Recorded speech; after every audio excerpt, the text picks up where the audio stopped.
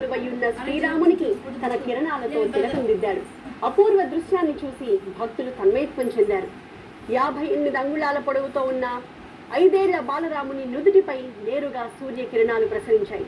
సరిగ్గా నుదుటిపై బొట్టుల 58 మిల్లీమీటర్ల పరిమాణంలో 4 నిమిషాల పాటు ప్రసరించాయి. విగ్రహం నీలం రంగులోకి మారి మరింత అందంగా దర్శనమిచ్చాడు బాలరాముడు.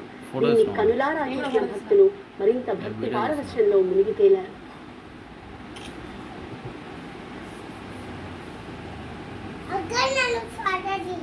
అయోధ్య రామ మందిరం దేశ ప్రజల దశాబ్దాల కళ. దాన్ని నెరవేరుస్తూ రామ జన్మభూమిలో భవ్య రామ మందిర నిర్మాణం జరిగింది.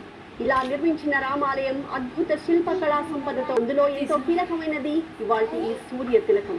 రఘువంశోత్తముడైన ఆ బాలరాముడు కొలువైన గర్భగుడిలోకి సరిగ్గా రామనవమి రోజు సూర్యకిరణాలు ప్రసరించేలా ఏర్పాట్లు చేసింది శ్రీరామ జన్మభూమి తీర్థక్షేత్రం. ఇలా నేడు శ్రీరామనవమి సందర్భంగా సరిగ్గా 12 గంటలకు అయోధ్య